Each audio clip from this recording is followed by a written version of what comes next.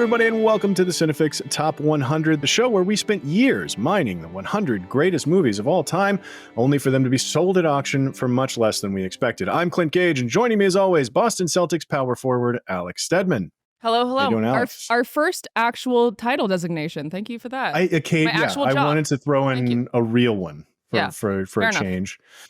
Took me 3 seasons to do it, but here we are. And of course, also joining us, up-and-coming hip-hop artist who's going to be major even though he's from Pennsylvania, Michael Calabro. Cal, what's happening, man? Listen, CG, this is how I win. You know? This is how I win over here. Good. I'm glad. Well, listen, we're still here in season 3. The 3 of us combined together are alone against the world. Which doesn't make a lot of sense, but neither does Dan's algorithm, so that's fine. So these are all movies. Again, we're talking about movies, Alone Against the World, Lone Wolves, people with decks stacked against them, all that good stuff. And Dan's algorithm has added another good one that fits that bill. Today, we're talking about Uncut Gems. There are a few movies that fit this bill better, honestly. Yes. It is really Alone him against the world. Dude. Oh, man. The world also includes his own family. Own shit. His own family. Everybody in this movie hates him. And they should. Yes. Wait, now that we know the film name, can we surprise you with something, Clint, that Tayo surprised us with? Sure. Dude, check. I apologize for anyone who listens to this as a podcast. Oh, no. But Tayo, our what he did. Look at that. We got That's the first incredible. baby. And I'm going to be wearing it the whole episode. Did you make a third one that I can get? Well, I'll talk to him afterwards. If there's a third one there that I can pick up. There's not a third one. But I just desperately wanted to wear it. It's just. Yeah. Oh, I'm wearing mine. Get it right there front and center. That's incredible. Yeah, that wide. That is a sparkly Furby. Or a gremlin. What is that? Is it it's a gremlin. Well, no, that's what your fellow Boston Celtics power forward thought it was. Was that a gremlin or something? But Uncut Gems, yes, that's incredible. Thank you for that, Tayo. But this is the story of a Diamond District gambling addict just trying to duck everybody he owes money to, which seems like it's more or less everybody that he owes something to. Kevin Garnett as himself also there throwing a wrench into this dude's life, but he is dealing with a lot.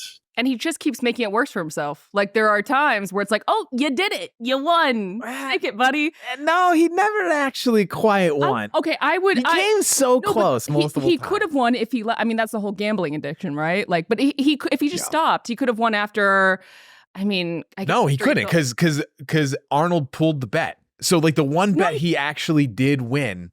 But after, Arno pulled it. Yeah. I think after he sold it to Garnett, he could have just stopped. I mean, sure. He was still operating at a loss. Nah, he would have been broke. He would have broken even. He would have broken even, but now let's get there. Maybe if there's some way we can keep a tab of exactly how much he owes to everybody by the end of this movie. It's an incredible amount, and I don't think he's even aware because there's those 2 other like Simon and Garfunkel looking dudes that he also owes money to. That we just never really talk about. The twins? The twins are amazing.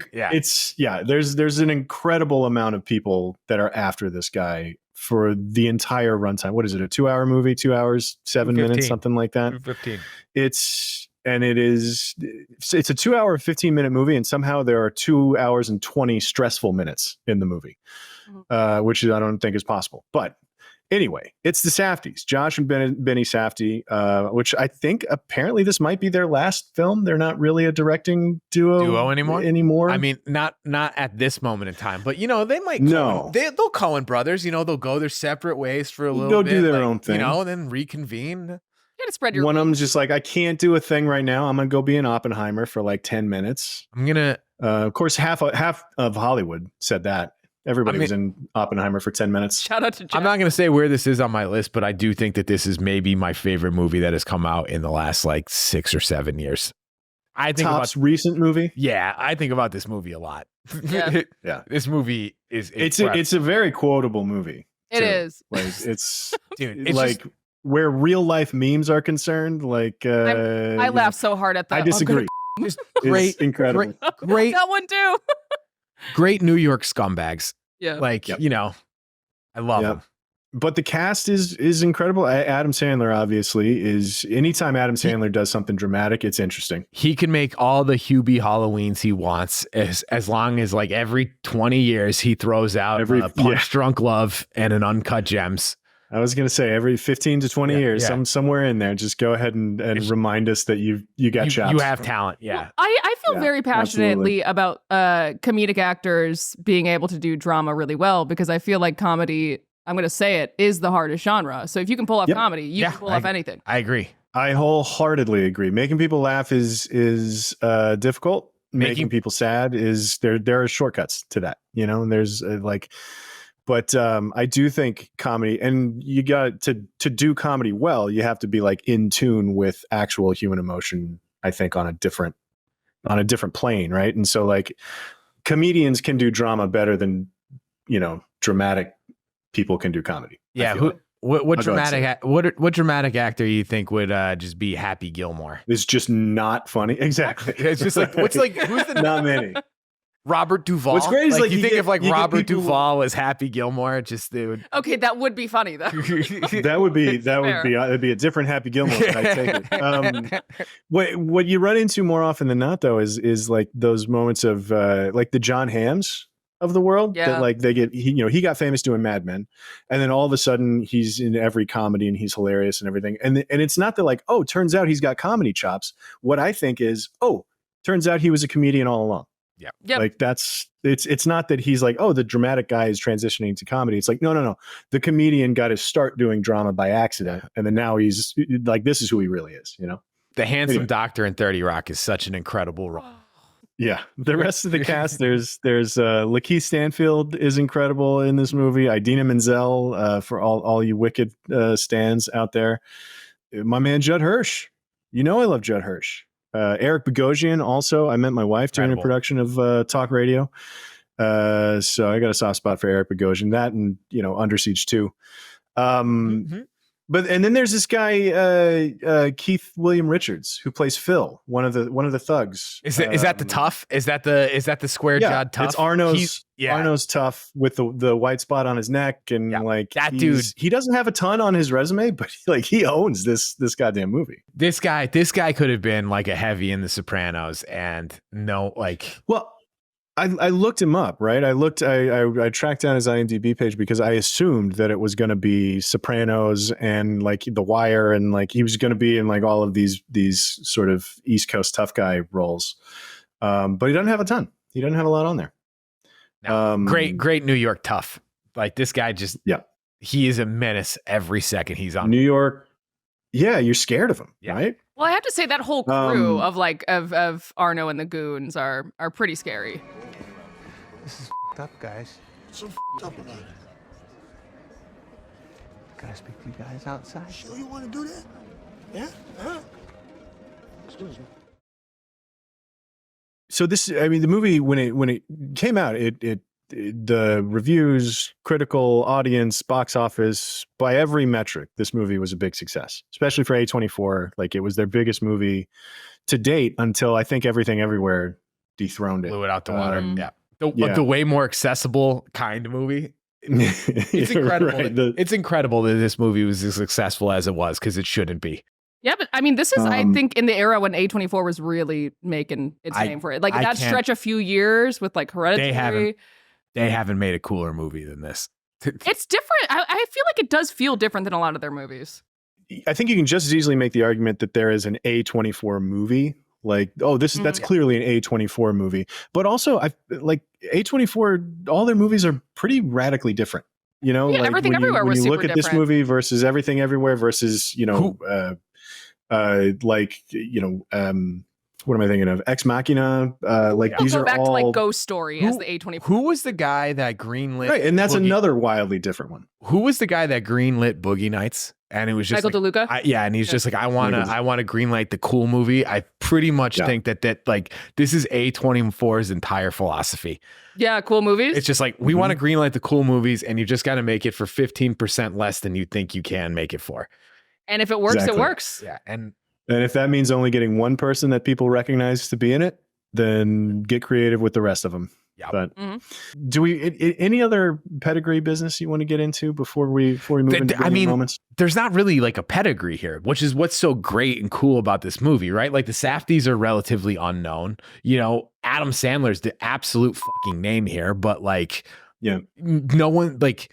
Again, unless you're a huge like P.T. Anderson fan, which coincidentally we are, right? No one's going to really just be like, you know, Punch Drunk Love. So like even Adam Sandler as like a dramatic actor doesn't have too much under his belt by this point, but it's just like, which is kind of its own thing, right? Too, because I mean, let's talk about the casting for a second too, because Kevin Garnett in this movie is honestly really good.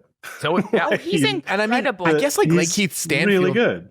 And Lakeith Stanfield is also like on the verge of, because Atlanta was a couple of seasons deep by this point. We knew Lakeith, and I his career has been like very interesting. I feel because he's definitely one of our more, I would say, intriguing actors right now. But it's really hit or miss. Like he'll do something great like this, or Sorry to Bother You, which great. I think came after this, if I'm not mistaken, around the same time.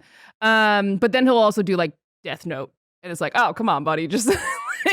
We all have our hits and misses, but he's a very interesting actor, I feel.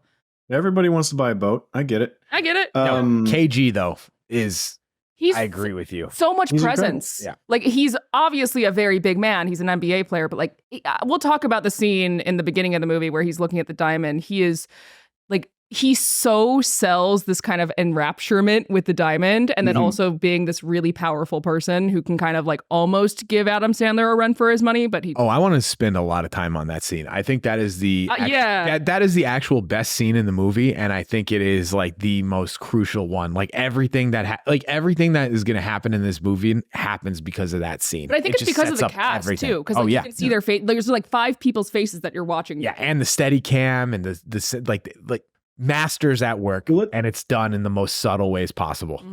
Let's get into it then. Let's get into brilliant moments. But before we get to that scene, though, I think we got to talk about the cold open. To open a movie about Cal's New York scumbags in a diamond mine in Ethiopia is like, that's a choice, right? Like that is something else. And then I think just you start with this diamond mine accident. Of course, like one of the first things you see is a bone sticking out of somebody's leg, which is actually, you know how I always like to talk about movies that in the opening minutes, like show you what to expect for the rest of this movie. The idea of starting this film on a guy with a bone sticking out of his leg in a diamond mine in Ethiopia, like that's gnarly. This movie is hard to physically look at. Right? Just right out of the gate. To then zoom in on this stone and go into the gym and like this cosmic sort of imagery that then dissolves into Adam Sandler's colonoscopy. Yeah. That is such a ride, going from like, we're in Africa in a diamond mine. Here's a guy, his legs falling off. Then the scene ends coming out of footage of Adam Sandler's butthole. Yeah. Which is incredible. Like, for that to be the first 2.5-3 minutes of this movie is something else. I want to get back to the dissolve to the colonoscopy, because I do think that is legitimately one of the greatest dissolves in the history of cinema. Just to have that, just to have that idea of like, we're gonna dive into this opal and then it's gonna dissolve into this man's asshole is like, like crude to the point of like, it would be like Pink Flamingos. Why am I blanking on John Waters? Yeah, like a John Waters esque joke. But the thing that I love about the first scene is it kind of communicates everything that is going to happen about the film. And you know what the first scene reminded me of that a lot this time around, which is the beginning of The Exorcist. I was going to say that. And they almost treat like the opal like Pazuzu, right? Yeah. Our boy. Right? Yeah. And it's just like this, like, our boy Pazuzu. Yeah, just like this, like MacGuffin of like greed and incarnate, and just like that, just like drive to succeed at all costs in a inanimate object, and it's just surrounded by a cacophony of anxiety and like tension right from the get-go. Well, and even from just a nuts and bolts perspective, like the sound design is just everybody's yelling. Everybody's yelling, but you can't hear a word that they're saying. Exactly. It's just like a cacophony it's literally of yelling. I'm almost glad I saw this. I was saying before that we started filming, I saw this when it came out on Netflix, which was maybe even worse because at that point we were like deep into the pandemic and I was stressed about other things. We were all pretty stressed out. We were all pretty stressed generally, but like I wonder what it was like seeing this in a theater because God. It was incredible. Yeah. This is a movie I've seen twice in the theater. And is it like just deafening? Like, oh, terrible. Every fully formed voice. Like this is just peak Safdies.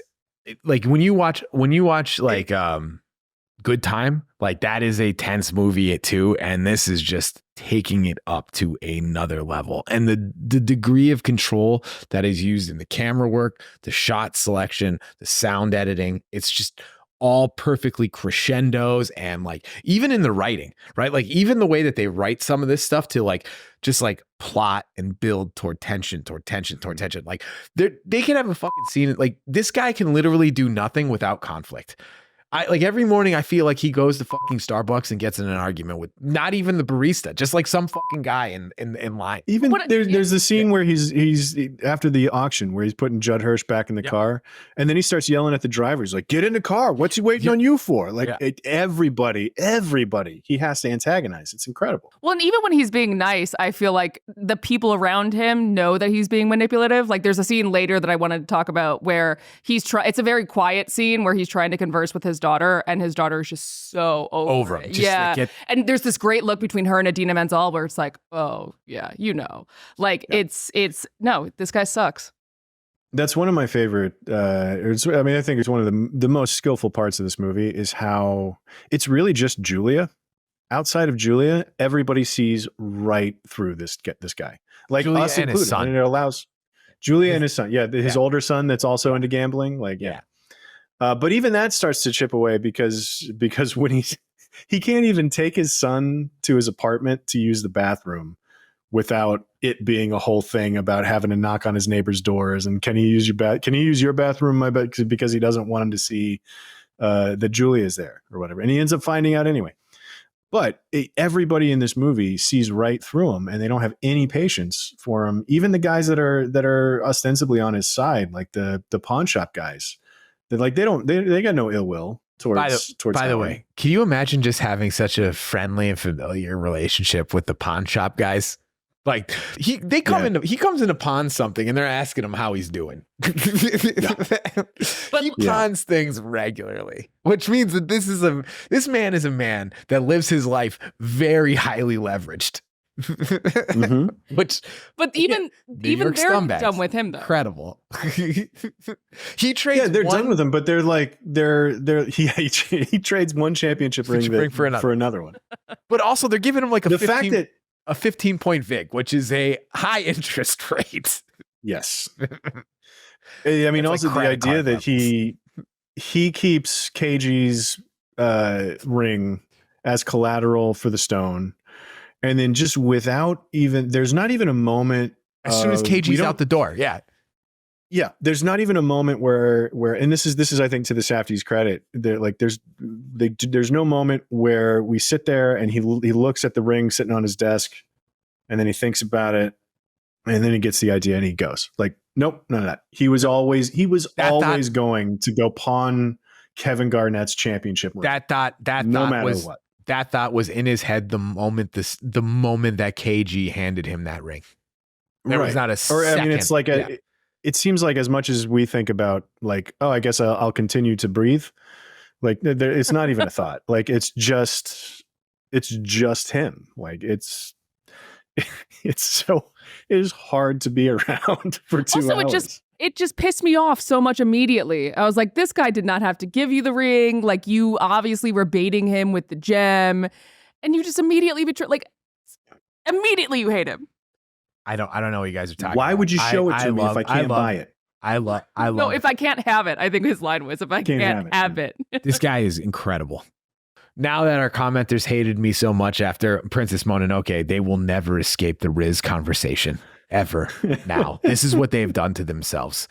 like he's just like the most anti-Riz character because like he has charisma, but just like in the not good way. I can't stop looking at this guy. He's just so slimy and amazing. To your point, right? Like you just show him the opal. Well, why would you show me this if I can't have it? Because he's got that negative Riz. It's good. He knows what's up. He knows how to fucking play the game, and you just can't fucking take your eyes off him because the second you fucking hand him something, he's thinking about how he can fucking pawn it and like leverage it to place another fucking bet. He's incredible. This man just like lives with he has such a high tolerance for tension that it's incredible how anybody could ever actually fucking live this way. Well, it takes a toll on him. You can see it like at the end. He's breaking down in the office and he's got the nose bleeding. He made it 50. He's got to be like what, 50, 60 years old? He's made it 50 years doing 48, this grind. according to the readout on the colonoscopy mission. An old 48 good for catch. Sure. Yeah. No, it's funny because like watching it a second time, I was like, "What?" I'm going to try to see what Julia sees because my God, this guy is infuriating. And I think it's just what you were saying with the certainty. Like he doesn't think he just knows. He just does it, and I think that can be very attractive. I think that is where the Riz comes in. I mean, he's got an apartment. So in the you're city. saying like the. When we get to that, like I just want to talk about how like amazingly gross that apartment is. It's like let's get to that. That's another note that I left. The note that I wrote down was those paintings in his apartment. Yeah, because it was like in 2012 he was like, just get me Patrick Bateman's apartment. Oh my God, that's what like 25 years Patrick Bateman's apartment. It's like I want 1984 Patrick Bateman apartment, but in 2012. And then in 2012, and it needs to look like if I touch something in it, it's going to be sticky. Yeah, and it's just like I can afford the apartment, but not the maid to clean it. No, but I also like that it has no real personality outside of trying to look really rich. I mean, this character has plenty of personality, but at the end of the day, his only motivation is get rich and have a hot girlfriend. Again, gambling addiction. It's a hell of a drug. It is hell of a drug. It is a hell of a drug. Mm-hmm. It's incredible. I have every intention of paying you back. I'm broke right now. You broke? Which level? Look at that. Do you remember that? Look at it. That is money. That's not mine. Arno is a really interesting guy, I think, because like you can tell that he kind of hates what he's having to do. Yeah, it's right. like he does brother-in-law. It's his brother-in-law. Yeah, but he's just so mad about like what he has to like. And this is one of the other scenes I wanted to talk about was the at his kids' play.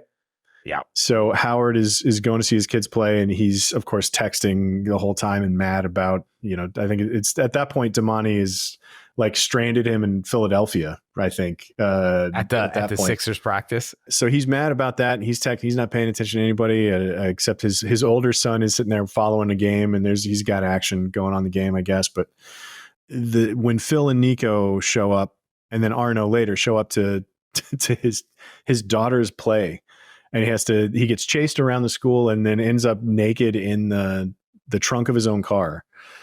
And for Arno, there's a moment there where Arno is like, he's about to be like, that's enough. But then he goes, give me his underwear. Like I need the completely undignify this man. They rip off. Yeah, exactly. They rip off his underwear, leave him completely stark naked in the trunk of his own car. But he looks like he's conflicted about it. Like Arno doesn't really want to have to do it, but he's doing it anyway. And that lasts throughout the entire movie on up to the end, which is Arno's end as well. So, yeah. Well, I think it's interesting too that they made the choice to give him a family, because I think the stakes would have been obviously much, much lower. Like if you want to give someone something to lose, give him kids. So there's always and a wife that hates him, but he still loves. But like that's always yeah. I don't think he loves anyone. But like that's always kind of the threat looming in the background. Like they can kill him, but also he's got kids. I mean, there's so many other people are in his orbit that have something to lose because of him, right? Like that's what makes this character more infuriating to me. I think is like all of the collateral damage in his wake is nuts, because Julia's not coming out of this okay. Oh God, no. Well, I don't know. She's got $1 million in her. She does, but for how long? Yeah. Like I mean, there's everybody's looking for her. She's gonna blow that, or and someone's everybody gonna take knows. Everybody knows what that money is and who it was, and I'm sure he owes $1 million to somebody. People are gonna be lining up to take that money off her. Do you know the other thing I didn't really pick up on this time, but I did, or like the other times I saw it too, is just like that, like he's a guy that was like born on third base and like fucked it up, right? Because like Judd Hirsch gets into a driven Rolls Royce. Yes. You know, it's like, hey, Dad, I need to borrow $190,000. And you think like, that's a lot of money. That definitely is a lot of money. And then he then subsequently goes to like, then they get in the car and it's like, oh, it's a driven Rolls Royce. And then it's just like, dude, this guy was born on fucking third base and he is such a colossal fuck up. Yeah, no, his brain is broken. Like there's something in there that just wants to keep messing up. Incredible. And the other thing I like about that play scene too is what happens before he's thrown into the trunk, which is you have this like very seemingly mundane conversation with like the Idina Menzel character, and they're talking with the other parents, and they're like, "You guys always go out on vacation. Why aren't you going on a vacation?" Like that too gave me anxiety. No, they weren't like pumping it up on the soundtrack, but I was also stressed, being like, "Oh, this is such an awkward conversation." Yeah, I mean, like that. Like there's so much anxiety in that too, right? Because they're just trying so hard to not tell their friends that they're getting divorced. Yeah, and in front of their kid, like the kids don't know. Like everything about it is so freaking stressful. This man cannot go to his own children's play without getting stripped naked and shoved into the trunk of his car.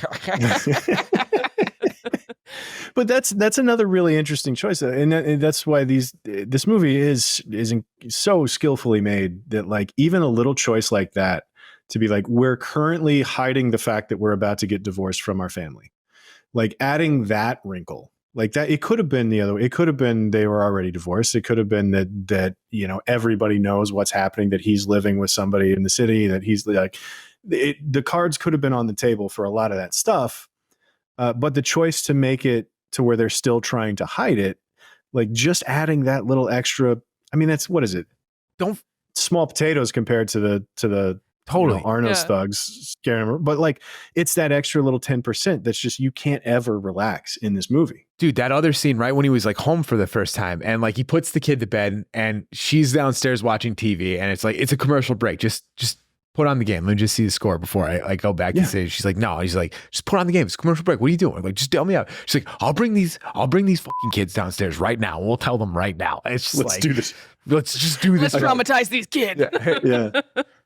Yeah, no, she hates him so much, and it's like so much, and it's not even a rage that I see in the Idina Menzel character. It's just like a cold hate. Yeah, I gotta say, what a choice to put Idina Menzel in this role, in a role where she's like not singing. Like she absolutely rocks it. She's so good in it. She's so good. Like again, there's this cold resignation that really like resonated with me throughout this movie. She's so good. She's just perfectly cast, right? Like, because she's very clearly like an older but still attractive woman, and like I would fucking not only hate my ex-husband, but I would also hate that fucking girlfriend too, because like Julia Fox is like incredible at like Julia Fox's best scene is in the streets outside of the nightclub.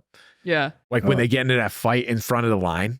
But like you get the sense that he has a type. Like I could see a younger version of the Idina Menzel character doing the same thing. Like they look similar in some ways. Like you can totally tell she's like, oh, he just traded me in for the new model, huh? Yeah, 100%. Like, that's what makes it so much worse. And like, I mean, you even know it too, because like there's a whole scene too of like when she's trying on her old like bat mitzvah dress and it still fits. It's like, I'm still like the same size. I'm just like older, but like I'm still me. Dude, I felt this character so hard. She was so good in it.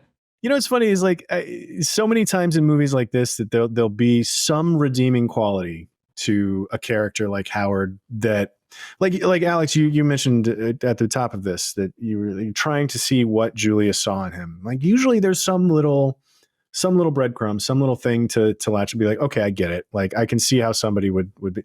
I don't see any of that. In fact, like it's during the kids play scene and watching Eric Bogosian's character do what he does to Howard, that's the moment that I really started to notice how I feel about Howard does not change one iota for the entirety of this film. I never feel sorry for him. I'm never like, oh, I hope he gets away with it this time. And I'm also not, on the other side of it, I'm not like hoping that it all catches up with him or that he gets his in the end. Or like, there's nothing. I just hate being around this guy from start to finish. It's that consistent. He's like a dull throb of a human being, like he's like a consistent headache that you cannot shake, or like, the thing on the roof of your mouth that won't heal, like he's just awful from start to finish. And I found myself realizing in the middle of this movie that like how I felt about him so far hasn't changed a bit, and it's not going to either. And it didn't for the rest of the movie. But he's so fucking good at it.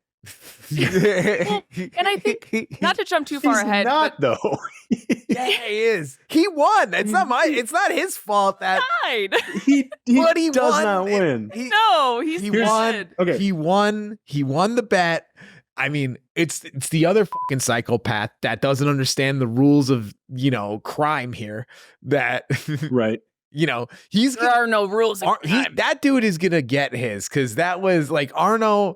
Arno is a big enough guy to hire goons, and I feel like once you get to the level that you can you can hire goons, then that means he's probably kicking upstairs somewhere. So like Phil, the best chance Phil and Nico have is that they get arrested and they go through and it takes like 6 weeks for them to get to prison, and that's where they die. Well, they are getting arrested. Yeah. Like, because at the end, did you like the Dina Menzel was calling the cops, and they were wasting time looting the diamond store. They're getting arrested right after. They have to get something. Yeah, but they're getting arrested. Right I don't think they last a week. No, but I think what the ending is great too, because I think there's a brief moment where you're mad that he died because like you're kind of into the moment, you're into the, oh my God, he's gonna win. But for me, after I had the brief moment, I was like, oh yeah, he deserves that. Thank God. Well, yeah, I mean, everyone's gonna be better off. Whoa. Hold on. No one deserves that. He did not deserve. He is a fucking asshole, and he's a scumbag. Dude, he's a straight up. He's a How great. about this? Instead of deserved, I'll say he earned it. Earned it. Like that. I don't know that. I don't know. I'm not gonna get into I'm not gonna say. Yeah. I'm not going to start the conversation about like who deserves to die. But yeah, like, he died as a result of his own choices. I mean, he could have probably been less of an asshole to that fucking guy. Like, I mean, like if like Tufts, like, and this is why I respect Harold Ratner, because I would never be in a situation where I have to owe money to the street, and B, if I did, I would be the most polite motherfucker to the guys, to the street toughs that are coming to collect from me. I don't think he did much right here. I'm going to disagree with you on the whole Howard character. What? Yeah, I mean, listen, he won his bet. He lost a couple, but he ultimately won big. And in doing that, like, he won. But he, like, Julia Fox was in the car with the money to make everything right. But he pushed it. He pushed people, and the people pushed back. That's what went wrong. And how he went about, like, the money that he placed that bet with was not his. Well, no, it was his. It just wasn't. He didn't hand it over yet. He owed money. Exactly. Yeah. I mean, it was in his bag. Last I checked, what's that phrase? Possession. 9/10 of the law, something like that. Yeah. So maybe 1/10 of it. So a tenth of that money wasn't. Okay, I want to push back on the point. He lost because of him, though. Like, let's be very clear. It's not because they broke the rules of crime. If you watch, I don't want to. Well, we're on the ending. They're locked in a freaking box for however long. And we as the audience can see their tempers rising, and we can see them getting more and more mad. Yeah, of course they're going to shoot him as soon as he gets out. Like, read the room. Like, if you're going to play this game, play the people. I agree. By the time it got to halftime, he could have probably let him out, because by that point, like, once the bet is in, then like there's nothing they could have done. Oh, I don't think so at all. I think as soon as he let them, as soon as he said, I can't let you guys out, like, he was dead. Yeah. But I do like that sequence, seeing them, not so much seeing them be furious, but like seeing them realize that this guy is out of control, I think is kind of how I read it. Like, looking at watching Phil watch Howard celebrate every point KG scores in the game, and just with this energy of just like, this fucking guy doesn't know he's dead. Like, that was the energy of that whole sequence to me, which I thought was a really cool way to play it. Like, I mean, I think I keep going back to the idea in this movie of like, there's a maybe not easier, but there's a shorthand for this type of movie that gets used a lot that they didn't. at all in this movie. Like, I think they always they consistently chose the harder, more disciplined idea to portray, and that's one of them. Like, they could have been pounding on that glass, and if you look at the sound design and everything of the whole movie, everybody's shouting over everybody constantly, and then here's a moment where it's just Howard, and they're just sort of quietly watching him, which is such a restrained choice for a scene where a guy is just like stomping around a room, screaming at a TV, to be referred to as restrained. Like, that's says a lot about the rest of the movie, I think. But these moments where he's sitting there shouting at the TV, and Phil is just looking at him like, you're dead. Like, just as soon as I get out of here, you're dead. Well, it's that, and it's you're dead, and I feel like it's you're dead because you're never going to stop being a problem. Like, I'm never going to have to stop, like, pulling you into a car and stripping you and just stuffing you. Well, no, they would actually get to stop pulling him in a car and stripping him, because he won all of the money. He would find a way to mess it up. Like, that is the one thing that this movie keeps telling it. And even Arno at the end, he's like, he did it. Yeah. I can't believe he did it. Like, exactly. Arno's a little impressed. Yeah. Yeah. You're just like, that's which is, I mean, maybe that's why that's why Arno gets to die too, I guess.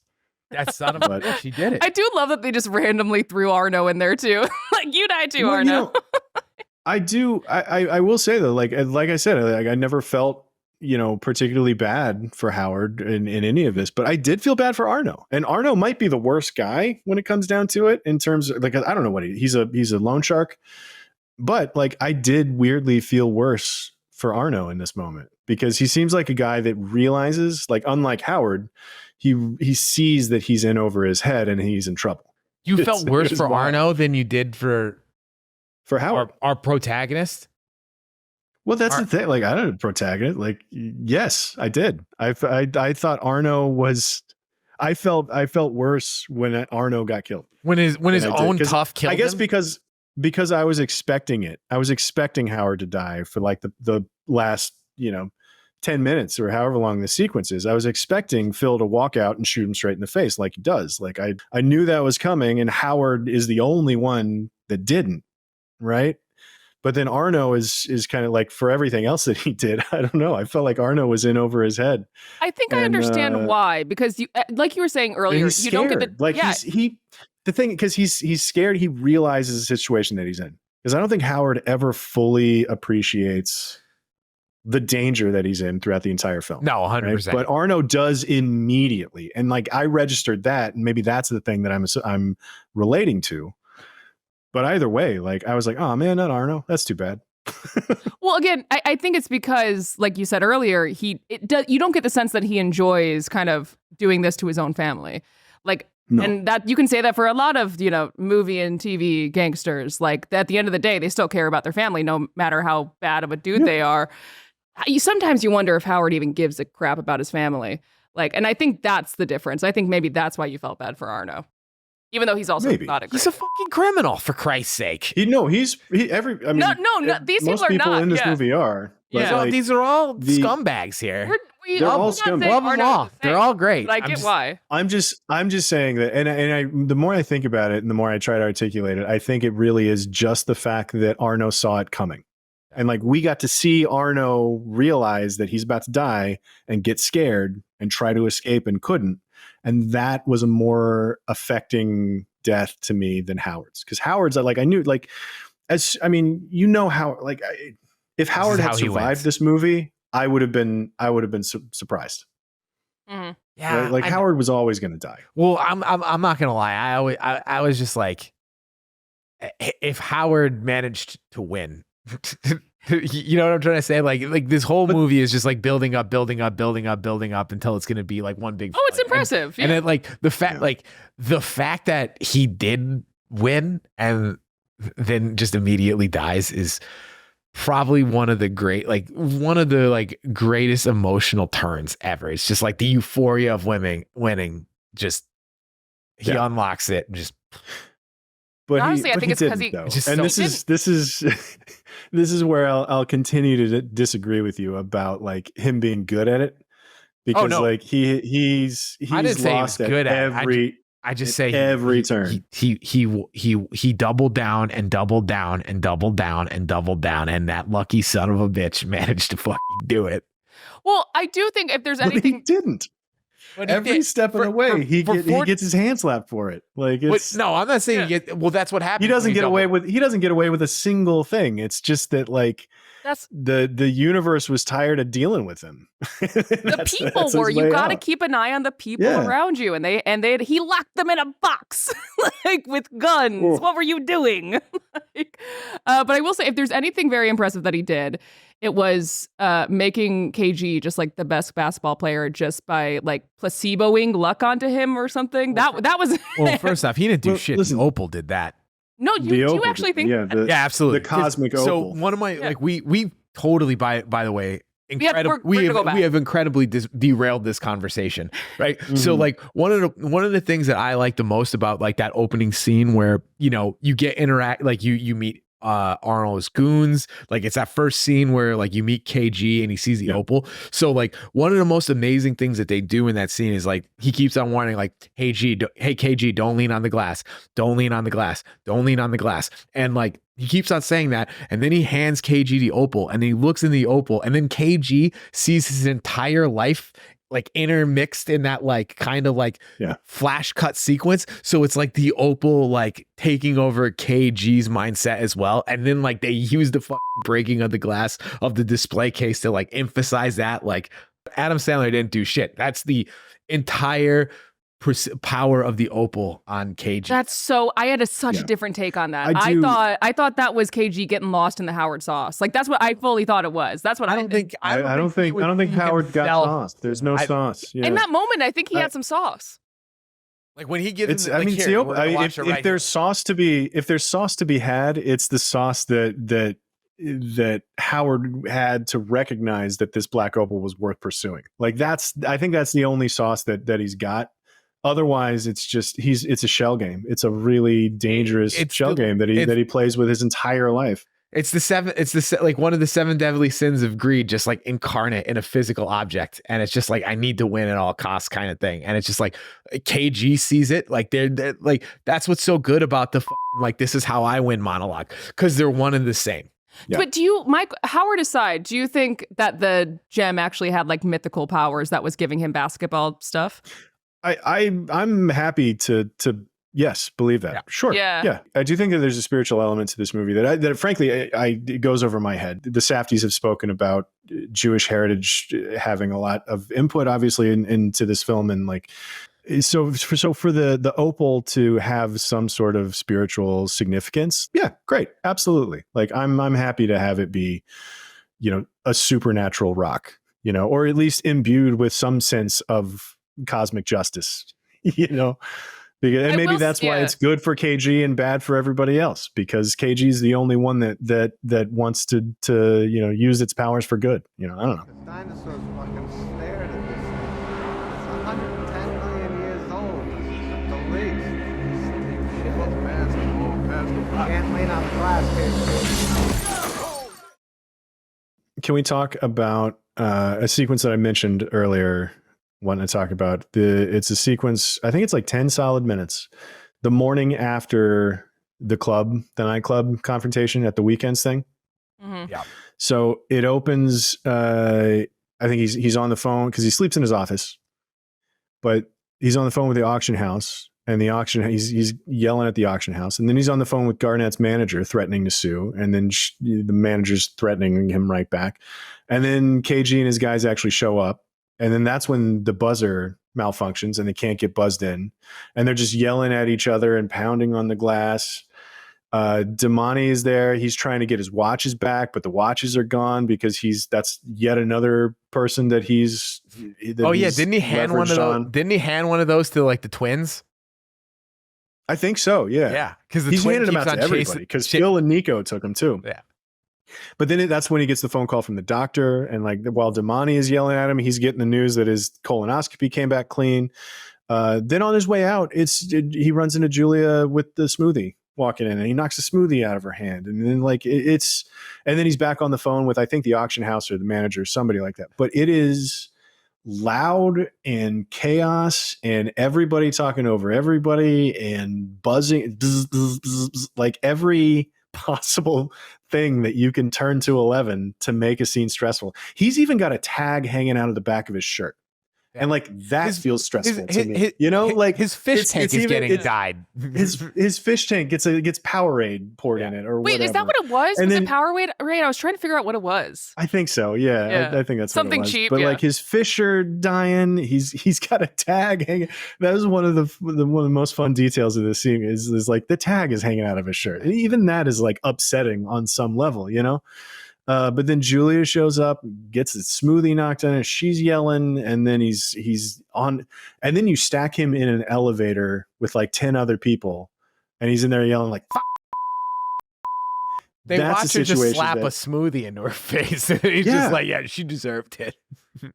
It's like how you read about them using like playing death metal in torture interrogations, or like it's just like it is hard to live through that. It is and remarkably well put together because it's one of those scenes where it's like, I know exactly what you're doing and I get it. And I can clearly see how skillfully you've crafted this to accomplish this specific goal.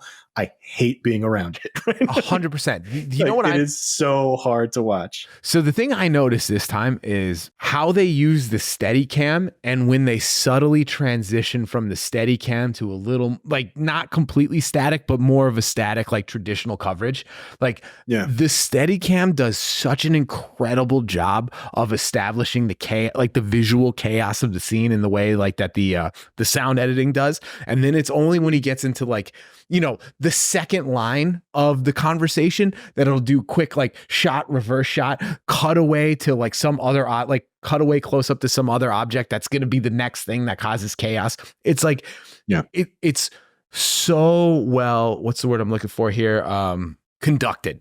Right? Like the way that the edit flows from like different shots to different shots, and how like when they need to reestablish chaos and the hecticness, it goes back to the Steadicam in the room. The Steadicam is doing whip pans and following people, and it's just like buzzer is going off every 30 seconds. It's incredible how like they just coordinated all of this to just assault your senses. Well, and the blocking of it too is really impressive because like you don't, with all of the, you know, he's talking to his employee who can't do the buzzer. He's talking to the guy who needs metal shavings. He's talking to Damani. He's talking to KG, and everybody's in different points. And to sort of like loop around with the Steadicam and then like do some of these like insert kind of quick cut. Here's hitting the button. So just keeping track of eye lines and like where everybody is looking so that it makes sense from like a rules. These are the rules of cinema that you learn in film school, kind of basics. The fact that it all makes sense from a blocking perspective and a camera blocking perspective, but it's also designed specifically to where it kind of doesn't.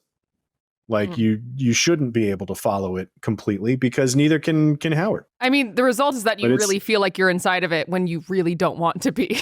Like it's arguably my favorite part of the scene is all this is happening around Howard, and he gets the call about the colonoscopy, and he continues to kind of like schmooze with the doctor. He's like, "Oh, you got a boat? Don't tell me that." Blah, blah, blah. And like while all this is happening around him, just ignoring the people who are like dumping until the fish get ruined. For the doctor to say colon cancer paid for my place in the Hamptons. Don't tell me that. Don't tell me. Any other brilliant moments we need to talk about? Just like literally every single frame of this movie. Okay. I love it. I don't think we have time to go through the rest. We're going to go through frame 47 now, or 2,864. We did talk. I think frame 47 is probably still an Ethiopian landscape. Listen, we bopped all around this movie. I honestly don't know if we really left any scene untouched. I think we touched on everything. Yeah, we for sure didn't do it in order. I know that. Yeah. No, when I was watching the movie, I was like, I hope Tayo does the Furby thing. And I hope this is the thing. I hope this is the thing. And then he did not disappoint. I am so thrilled. That's incredible. Yeah. Great work, Tayo. I started this shit. Show me fucking eyes. All right, so I did this. So it fucks with me. Oh, you serious? You like that? There it is. Let's talk movie lists. like I said earlier, it was the category that we chose it for top 10 A24 movies. Yeah. Quirky character dramas. Wow. Quirky. I would put this on. I think we have a pretty liberal definition of quirky character. It's not how I would describe it, but yeah. I would throw this on thrillers. But I mean, he's a very, very distinct character portrait. Like might be the better, the higher brow way to put it. He's a very consistent character. He's a very well developed character. Yeah. Well, and I felt exactly the same way about him at the end as I did at the beginning, as I did in the middle. It's just a solid plateau of anxiety. It's gotten some honorable mentions. Got mentioned in our indie movie list, and 2019's best of got a mention, but didn't get a pick there. But that's it as far as I can tell. I would throw this on thrillers. I would throw this on New York movies. I would throw this on awful protagonists. Like unsympathetic protagonists. Awful protagonists is a good one. I need to do that as a sort of pair with our antagonists video that I keep talking about never making. Yeah. Antagonists who aren't villains. Is that the list? Right. Yeah. Antagonists who aren't villains and protagonists who aren't heroes. That's a nice little pair. I think this is like the best like New York movie that's been made in like the last couple of years. There's a lot of New York movies. That's a high bar. New York movies would be a cool one to do because you could do it kind of by decade. Yeah, like you could do it. The sort of because like, you'd have the 40s glitzy musical version of Broadway New York. You could do the film noir New York, and you'd have the Harry Met Sally New York. You you quick stop at the Midnight Cowboy New York in the 60s. Get the Goodfellas New York, the Warriors, of course, Goodfellas New York. Got the good plenty in New York. Yeah, we'll get the Goodfellas. Take it easy. It'll be fine. Anything also great New York scumbags. Yeah. The best New York scumbags. Anything else that we need to add a movie list for? I think we might need a New York scumbags list actually. New York movie. Honestly, New York movies, and we need to start using this segment of every LA episode movies just too. for. I feel like I'm just giving you work every time we do this. No, honestly, ideas. Yeah, there you go. We've done like 200 of these movie lists, so ideas for new movie lists is not work. It's just keep them coming. Can we just do a movie scumbags list? They could be heroes, they could be villains. Just sure. Best scumbag. Yeah. Best scumbags. I'd watch it. I mean, like we could do like that might be an interesting way to structure a protagonist. Like list. Where's Biff in there? It's like hype of protagonists. Yeah. Like and scumbag protagonists would definitely. Oh, there's some good scumbag protagonists. There's a ton of great scumbags. Yeah. It'd be a fun list. I don't know that they're different enough to make a whole list out of scumbag protagonists. Yeah, I think you got one scumbag list. Scumbag as a category of the protagonists list, I think is what I would do. Yeah. Well, like you got different kind of scumbags, right? You got like in defense of scumbags. And listen, scumbags are great characters, all right? Like, yeah. They're very enigmatic. They are. Enigmatic scumbag. That's a category for you there, Clint. I've been on record on this very show saying I love a good worm. Just a worm of a person. Worms are different than scumbags. They are. But there's a difference between a worm and a scumbag. Same. I don't think I'm going to get. Yeah, I don't think I'm going to get two categories out of worms and scumbags. But anyway, point is, I'm here for it. Okay, let's torf. Let's torf. Yeah. True or false? Buckle up. Cal knows everything about this movie, so I might not actually. Is this where you win, Cal? I won last week. Yeah, you guys did pretty good last week. We have to switch it up. All right. This is how he wins. Okay, true or false? Uncut Gems has the 7th most F-bombs in movie history. True or false? True. 7th. Yeah. If you're going to tell me 5, I'm going to be mad, but it has a lot of them. Yeah, I was going to say the only reason that I might say false is that it's actually like 9th or something. But it's got a lot of them. So yeah, I'll go true. Yeah, that's true. Do you guys want to hear the list? Yeah. I know South Park is up there. This is really funny. I'm going to assume this is in order from most to least. Okay. Oh, yeah. Yeah, it is. So the number 1 is SwearNet, the movie. I don't know what that is. That sounds like it was a movie made to be at the top of that list. Yeah. Number 2 is Fuck. That's the name. The movie. The movie. Right. Well, no, it's just Fuck, not Fuck : the movie, right? No, it's just Fuck. It's just Fuck. Okay. Yeah, that's Number 3, Fuck Part 2. Electric Boogaloo. Number 3 is Wolf of Wall Street, which not surprising but interesting. There's a lot of F-bombs. Well, that's got a runtime advantage too. That's a long. Yeah, there's more real estate to put fucks in there. True. Then Summer of Sam, Nil by Mouth, Casino. Really? Yeah. Two New York movies in there. Yeah. Uncut Gems at number 7. Then Straight Outta Compton, which there was a lot of F-bombs in Straight Outta Compton. Okay. Then Alpha. I kept expecting the Big Lebowski in there somewhere. And then End of Watch. That's how. Yeah. No. Where's South Park on that list? I know the bigger, longer uncut the South Park movie I felt like had a lot of F-bombs. They were probably trying not as much as SwearNet or Fuck. So. No, but I think those movies should be disqualified because I don't think that they're actually studio films. And it's right there in the title. Yeah. I don't know anything about those movies, but now I want to. We don't discriminate against independent cinema. Yeah. Those movies sound like asylum movies. I'm gonna look them up after this. Okay, true or false? Adam Sandler initially turned down the role. I would say that's true. Who the fuck are these two guys?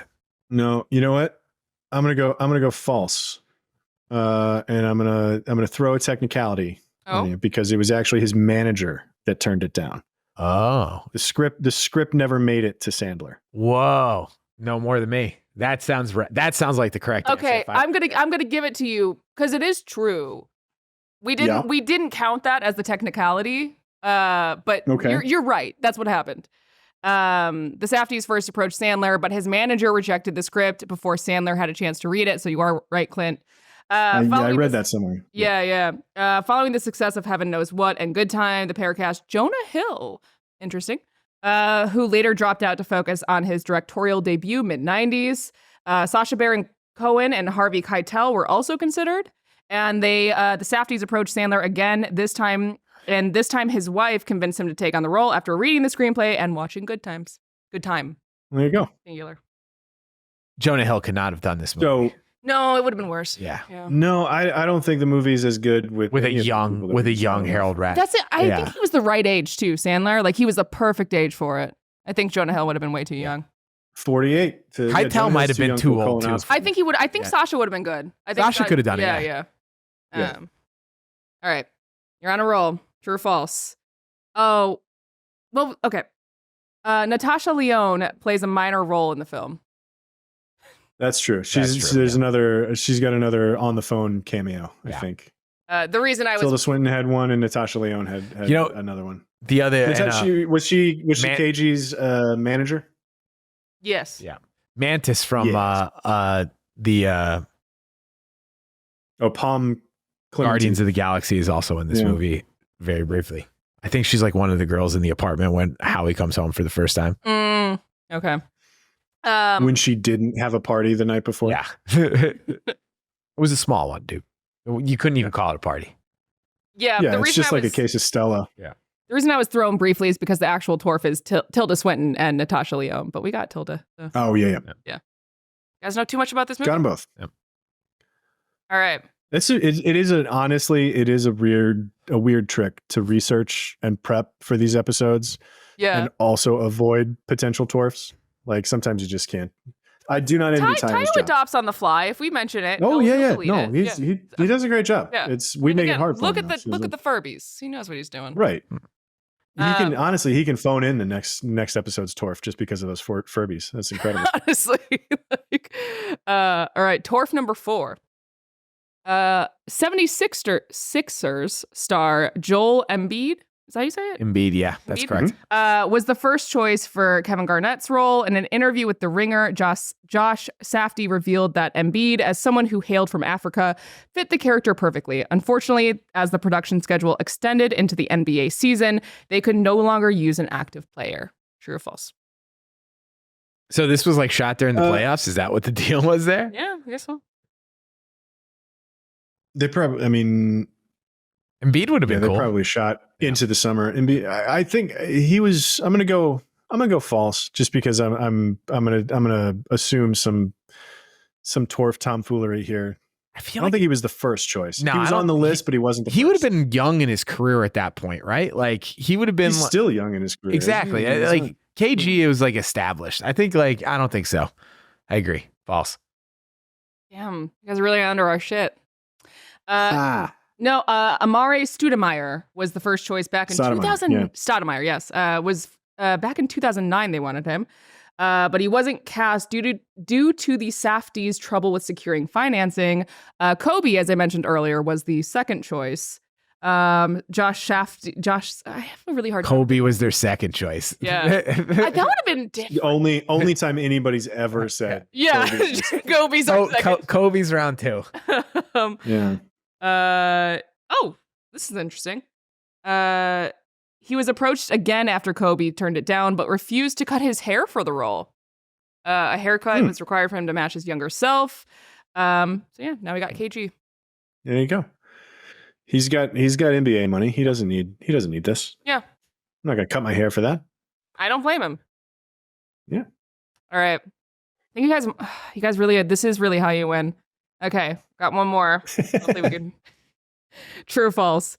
Due to the lack of financial backing and an attached star, the film languished in development hell for so long that the brothers went on to make several other films, drawing on elements from their initial research. True or false? Yeah, I'll go true. I'll go true on that. This feels like a more expensive movie than Good Time would have been. Yeah. Yeah, and I think they live in that. In similar worlds with all of their stuff. So like the idea that they explored some stuff that they wanted to with this movie and never got a chance to. Mm-hmm. I buy it. Yeah, true. That's true. 10 out of 10, guys. No, they made Lenny Cook, which was a documentary about the basketball player, Lenny Cook. And they made Heaven Knows What, which revolved around the life and memoir of an actual heroin-addicted woman the brothers found while doing research in the Diamond District. So they kept it on the bench, as they say, but used the research for other stuff. That's Torf. This is me, all right? I'm not a athlete. This is my way. This is how I win. Who's your MVP? Sandler. I'll say Sandler. I'm gonna go Sandler as well. This is S tier Sandler performance. I think it's his best. Yeah, sure. Just to mix it up, I gotta give a nod to KG. He's so good. Honestly, listen, he's legit really good. But the fact that it is their plan all along to get an actual like recognizable NBA name to be in it, obviously with the other choices that they had. But the fact that he showed up as a real and recognizable star and did a good job, it gives the whole thing this air of reality that it wouldn't have otherwise. Like if the performance weren't as good, or if it were an actor playing an NBA player, I don't think the movie works quite as well.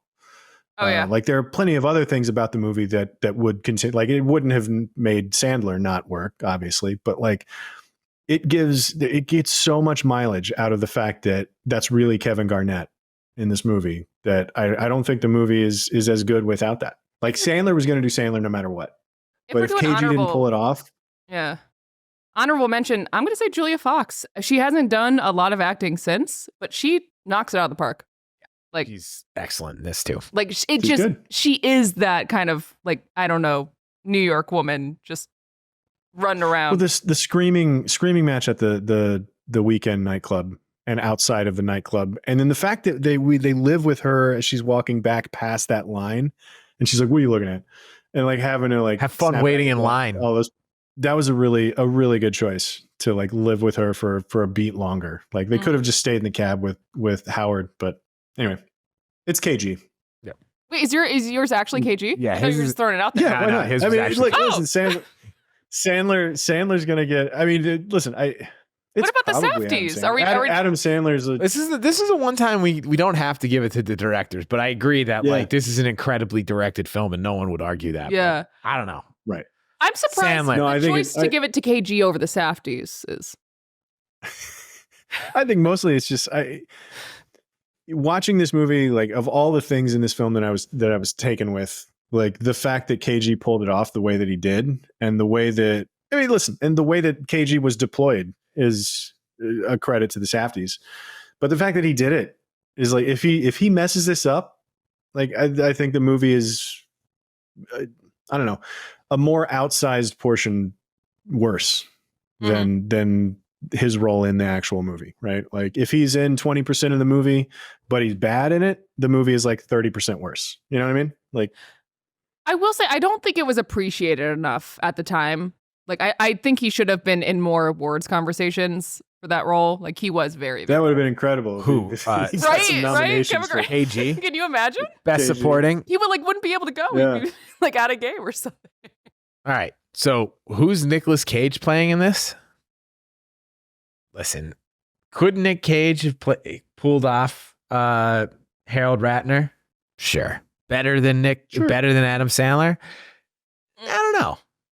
I don't think so. Different. I don't know. Better. Different. I agree. Like a different flavor of good for sure. I mean, like, listen, if this movie was directed by Werner Herzog, and like if this was instead of the Safdies and Adam Sandler, this was Herzog and Nicolas Cage recollab, this would still be a great movie.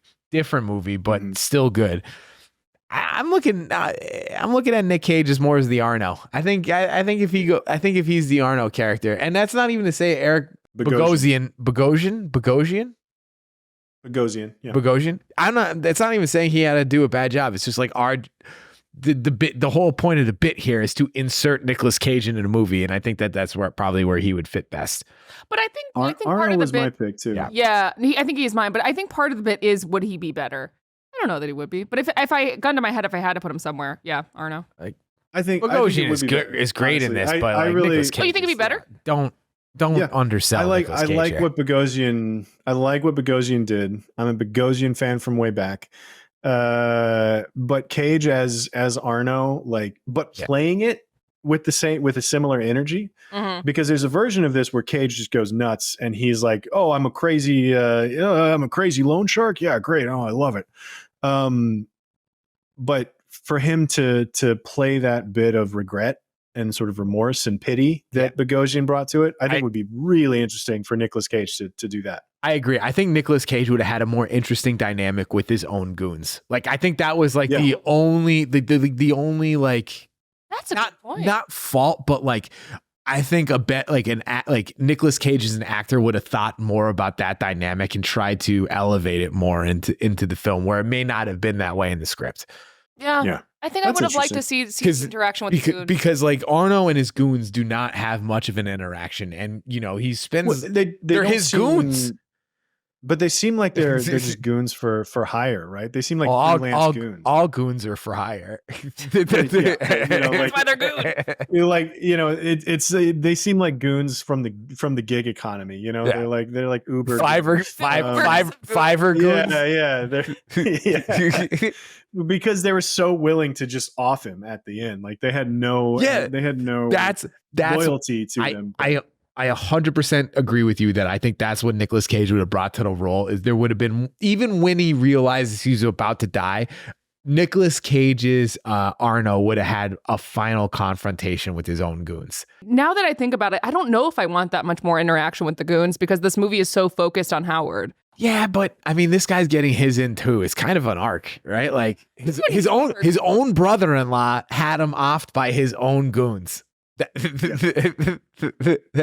deserves. I will say I am kind of sold on Nicolas Cage Arno now. Clint, I can't believe you haven't talked more about your boy Judd Hirsch in this. My boy Judd Hirsch he came in 2 days of shooting, nailed it. Fucking nailed it. Yep. He feels like that it's the kind of role that the Safdies were like, I don't know, you think we can get Judd Hirsch? Well, let's give him a call.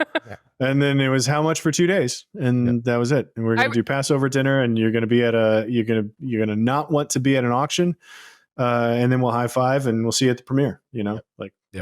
I will say, when I was just reading all the interviews with the Safdies, like how scrappy they were, and just how like, oh, let's try it. Let's see if we can get Adam Sandler. Oh, like they really, I have to admire their gumption.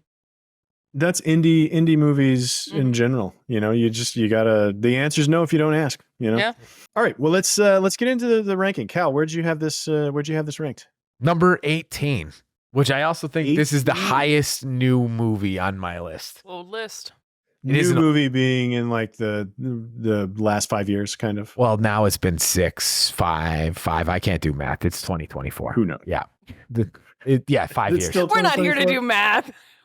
We're taking this off the internet as soon as it hits 2025. So yeah. So yes, this is this is one of the higher ranking new movies on my list. Yeah. That's really high for. It's really good, Clint. I hate to break it. And also again, for being peak New York scumbag here, you know, love it. Peak New York scumbag. Everything about this movie I love. Even the anxiety it produces, because that's basically how I feel every day. There's just like a buzz in my brain. Like that buzz is like what Slack sounds to me. And I just get so many of those fucking things every day. It's just like, You enjoy a movie that replicates that? Yeah, it makes me feel sane. every time I Slack you now, I'm gonna feel a little bit bad about it. No, because you know, no, he's doing Howard over there. As an individual, you need it. That's okay. I need it to thrive. Oh, that's hilarious. Okay. I felt so good watching this movie. Like said no one ever about it's just like I was just like at the edge of my seat. No. I'm just like this is the anxiety I feel for and my life is nowhere near as cool as this. I just like live with that much anxiety. Nowhere near as cool as Howard's. Yeah, are you kidding me, dude? Is what you just said? Are you trying to tell me that it is not cool to get Kevin Garnett's championship ring and then immediately go to your very friendly pawn shop that you just hand it to them, get $20,000 in cash, then go bet that and not think of any of those consequences? That's the fucking coolest. Listen, it's the coolest guy ever. I mean, when you say it like that, I can't live with that kind of. I can't live with that kind of. When you say it like that, my answer is no, absolutely not. That is not cool. That is. You know what I think is cool? Happiness. That is not cool. I think that is the fucking cool. General relative ease. Relative ease. I think that. And you know what? Again, this is why I just we had these arguments over countless films that I think our audience significantly disagrees with me on, but I just want to let you know where I'm coming from, where I think art is interesting. Man versus nature, not my favorite topic. Man versus man, that's also great. Man versus himself, incredible. This man, that's where you're at. Everything about this fucking dude, at every turn, he just makes the wrong fucking decision, and I just want to watch that in just in perpetuity, because I will never in my entire fucking life ever have the fucking balls to do half the dumb the most forgivable thing that he does in that movie. To this day, I wouldn't have the balls to and right. That's the balls or the brains, Cal? Well, he doesn't really have brains. If he had brains, he would be more successful. This movie's all balls, not so much brains. Yeah, no, it's all balls. Yeah, yeah. I suppose bravery is antithetical to some type of description that you could put on Howard. Rocks on this guy. Alex, where did you have it? Did you have it? It's listen, I respect. Is this an only me movie? I will say it's a Cal ass movie. Even while I was watching it, I was like, is a Cal ass movie. Yeah. No, I mentioned this earlier, but I remember being so stressed when I watched it. And by the way, I'll never begrudge a movie for doing what it's trying to do. They very much wanted to stress us out, and you may have been stressed, but you felt alive. Nailed it. You felt alive. I wanted to throw up. Is that what that feeling was? You felt. I actually. You felt alive. I'm watching this fucking movie, and I'm just like, oh my god, I have to stand up from the couch. You got to pace a little bit. You're just so into it, No, it gets your attention. I will say. Weren't on your phone, were you? No. Yeah. I kind of dreaded revisiting it, and again, I think I watched it in a really stressed place, and so revisiting it in a better place, I was like, okay, I can handle this. No, it really messed me up the first time I watched. Again, what it was trying to do, it was supposed to do that. Rips. But no, my rips. list. Well, listen, it is not on my list either, and I'm told it is not on Dan's. So yes, this is a Cal ass movie. Damn right it is. Only one list. It's number 18. So you guys got an envelope there, yeah? Yeah. Oh, Where does that put it? Alex, so you not so high. Read though. these tea leaves. Oh, okay. Just one list, but number 18. No, one. I did notice somebody in the comments is getting wise to like how it works. Because they're like, wait a minute, we've got two the two movies that have been number 12 on only one person's list, and they're not. So my number 18. My number 18 by myself. What do you guys think it is? I'm gonna say okay. I always go too big, but I have to remember it's one person. Mm-hmm. So I have to. I'm gonna just say one person. Just me. Maybe like late 80s. Do we already have a 90? I'll say 90. I think it's in the 90s too. Are you going 90s? I'll go straight 90. Just 90. Pick just 90, and I'll take the over. 91, Bob. Just say 91, Bob. 91, Bob. 91, Bob. If it's 91, that's really. It's 93. Okay, so that was 93. No, we had. I'm not gonna win. I know, right? This is how I win. Is I let you go first. This is number 93. Great scumbag, great New York scumbags. You know, they make the list single-handedly thanks to my efforts. You know, I'm very proud of this. Alex, we were both there. We had this corner. We see through this the same way we see through Howard. The same way you know that Kevin Garnett is gonna beat the spread and get the tip off. Exactly. You got another envelope there? No. Oh. Why would I have another envelope, Clint? Season 3, Alone Against the World. It only what is the Furby see you, Cal? Clint. Here's me charging out of the security room that I've been locked in, ready to put a. I'm just going to put a bullet straight through this movie's head. Are you gonna fucking? I'm striking this. Are you uncut gemsing? Are you uncut gemsing? Uncut gems? After we just listen, uncut gems. Couple things. Are you fucking with me right now? We spent an hour and a half talking about how good this movie is, and I know. I meant every word. It made the list that I said. It made the list. I meant every word that I said about how skillfully crafted this movie is, and it's incredible. Alex, you mentioned it too. It's incredible how they set out to elicit a very specific feeling, and they nailed it with every frame of this movie. It's an incredibly well-made movie. I have nothing. The Safdies are so clearly incredibly talented.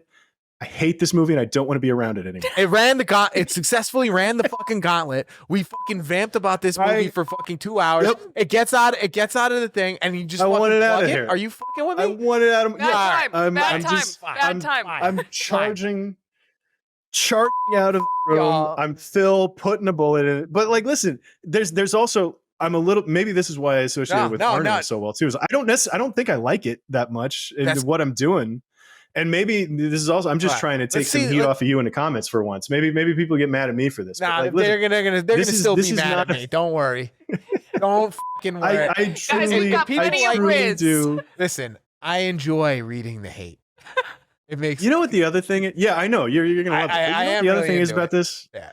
And the other, in thinking about whether or not I actually wanted to, because it is honestly a truly brilliant movie, but I want it off of the list. There's also this is the other side of the coin that we've run into a couple of times, where there are movies that we know aren't the best movies, but we just love them, right? There's those movies that we put on our list because we just love them. Listen, are you going to put this in the? But this is the other side of that coin. This is a movie that I acknowledge. This is a movie that I acknowledge is great. No, you kept us but I don't. I did keep Robin Hood on the list. Don't you dare bring up Robin Hood. Kept Robin Hood. I did single-handedly. I fucking Mitch McConnell Robin Hood into existence. I let you guys get rid of Three Amigos also. Yeah. Oh, but this is the other side of the coin, right? I defended Three Amigos. You benevolent fuck. Well, this is the other side of that coin, though. If there are movies on this list that we love, but know that they aren't like objectively great or whatever. Right. This is an objectively great movie that I hate. So I hate the feeling in this movie. I can't wait to see objectively great movies in this fucking. That's my shit. That I'm and then like listen, because this is fucking ridiculous. The other part of this mechanic is I don't get to weigh in on the choice. You don't get to pick this. So I'm cutting this. You two have to decide. We have to pick which one's taking its place. Which one's going to be the new 93? I agree with the strike, but I still get to play. Yeah, because this is how I win. This is how I win. This is how you win. This is ridiculous. I disagree. All right. So, what movies does Clint? What do we got So here? we get to decide. Yeah, It's got nothing to do. Leave me out of this. Me It's got nothing to do and with you me. get to decide. All right. We get to pick a movie that I personally think is going to be worse than Uncut Gems, Yep. but you know, we could decide. Unless there's a movie in there that you had ranked higher than what'd you have? 18? Yeah. None of these beat mine. None of those. Okay. I don't even know what one. I don't even think any of these are on my fucking list. Let's see. Because So I'll tell you, Unforgiven is definitely not on my list. that so, seems like I know how you feel about westerns. Yeah, you know how I feel about Westerns. It's not me. Yeah, that's a damn ass movie. You know what? No New York scumbags in this one. All right, Not a single one. not a single one. That- looks like a Dan. Gene Hackman's played a New York scumbag in the past, but that's as close as we get. I'm not super intrigued by that one. We get Massachusetts That's- scumbags in the Social Network. Oh, You know, Oh, Social Network. I Network. love the Social Network. Akiru. Akiru. Akiru's back. Akiru back. keeps Keeps coming back. keeps coming He back. won't die. Okay. Yeah. Oh, I mean, Dan's gonna make us watch that. Oh, movie that at was some too point. soon, I think. I mean, the film may never die, but Yeah. Akiru certainly does. And Like halfway through. come on, it's a fucking like 70-year-old movie. And he dies like halfway through the movie. It's Yeah, fine. he does. Yeah, it's fine. And then Ex Machina. Oh. Also, I like that we Mm. got some recent ones in here. I'm digging it. Pretty yeah, sh- none of them as Ex recent or Machina as is- good as fucking Uncut Gems, you piece of shit. I disagree. I disagree. I think honestly, Ex Machina is probably my Uncut Gems in that it's Yeah? probably the most recent one that's Good. on my list. I want to pick this just so we can fucking cut it. No, you can't say that. You can cut it again. We'll just keep trying. We'll just keep trying until we find one that makes Hal happy. Number 93 is just going to be in perpetual conflict. Okay. That would be fun. It'd be kind of a fun That little would bit. actually be a funny All right. bit. All right. Yeah. All right. What are we going with here, Alex? Ooh, What okay, are you okay. feeling? What are you feeling? Can I maybe And I'm gonna put Don't look at me. I feel No. like two of these are fucking Dan movies, and I just want to get So rid let's of put them right let's put to the side Unforgiven. I'll just say that off rip. now. I'm with you. Off rip. Again. Yeah. No. Put it to the side. Good. God. So now I got 3. All right. You got 3. Okay. I am not gonna lie. I have never seen Akiru. I was way more when I was in college and like, oh, I'm gonna get into foreign cinema. I was way into the French than I went to the Japanese, and I'm still learning about them. I would be curious about this, but I would be voting for it sight unseen. That would be interesting. It's a dangerous thing to do. Yeah. The Social Network, I am a fan of. This is me picking a movie I know is good and deserves to be talked about. Fincher's great. Yeah. Mm-hmm. Ex Machina. Alex Garland. He's got a win right now. Mm-hmm. But timely, yeah. But I am because No, it's not. That was a couple months ago. I feel bad that like I don't know if I can vote for a film I haven't seen. No, but I think you can because like I remember when we were talking about being there, I was like, oh, I'm kind of intrigued by this. Okay. Like, are you intrigued by Akira? I am. I've seen Akira. It's very good. It's very good. Yeah. And you know what? I mean, like, There's some Alone Against the World business in there, but Listen. I'm not supposed to be weighing in this. no, you shut yeah. the fuck up. Yep, you're right. Yeah. I think This I'm is sorry, we're good. Can I get you some cold waters? Yeah. It's spring water. We're the first people on. I'm the first person on the blocks. Got it. so. The only reason I'm hesitant, Let's see how funny you are when I'm shoveling fucking dirt over your face. the only reason I'm hesitant is should we Just replace? trading barbs with Uncut Gems quotes. Because it's that good of a movie that we just cut. Yeah. That we're just fucking shoveling. I said dirt it's on. good. Yeah. My only Trying thing to have is it both ways here, Kyle. should we replace a new movie with a new movie? Because we got two fresh joints. No, I think you're drawn to that. Let's do it. You know what? I think we can agree that Ex Machina is the one that goes, right? Yeah. Let's like yeah. narrow it down to 2. I right? do like it. Sorry, that Alex one, Garland. That one's gone, right? You've really drifted across the room. So we got Akiru, yeah. and we got the Social I Network. gotta say, I love the Social Network. I love me some Fincher. So I love me some Sorkin. I don't care. I like the Social Network too. Yeah. But it is definitely not Fincher's finest, in my humble opinion. And David Fincher is definitely not Akira Kurosawa. So I would be willing to bet on the Kurosawa I haven't seen. Because frankly, and like with our commenters, our list isn't going to be worse because we put another Kurosawa movie on it. I think we have a decision, Cal. I think we Right? Is that correct? That's commenters. fair. Yeah. So Yeah. You're assuming an awful lot about a lot of people. I'm not. I've read our comments. Not as many as I have in 12 years of doing. So, Yeah, I'm cool. Guru. I know this is a Dan movie, and the thing that You don't know that. I do. This reeks of Dan. A grown ass man sitting on a swing. You know what? Reeks of fucking. He was Dan. the only person with me on Seven Samurai. Is that what this movie's about? This reeks of fucking Dan. You know, what's that movie where the old guy sits on a swing? Yeah. Dan loves it. Dan likes it. That's it. Yeah, and like I am just furious at the fact that you cut my movie and then I voted to replace it with the fucking Dan movie. With Dan's movie. Listen, 30 whatever episodes into this show and look at how far we've fallen. Like, God damn it. This is, you know what? Upsetting. Fuck y'all. This is ridiculous. I feel bad for the editor that has to beep every fucking one of my fucking curses. Thematically relevant. It's okay. I feel like this is probably the 7th most fucks that we've had in an episode of this. So. It's definitely the highest concentration of fucks I've had in a fucking moment. I will say that much. Yeah, you win. There was one moment in the middle there where it was just like rapid fire. So, all right. So, Ikiru. And I'm excited. Okay, it's a freelance. It's a freelance who's going to cut this anyway. I'll give him an extra day. It'll be fine. Right. Spread it around a little more.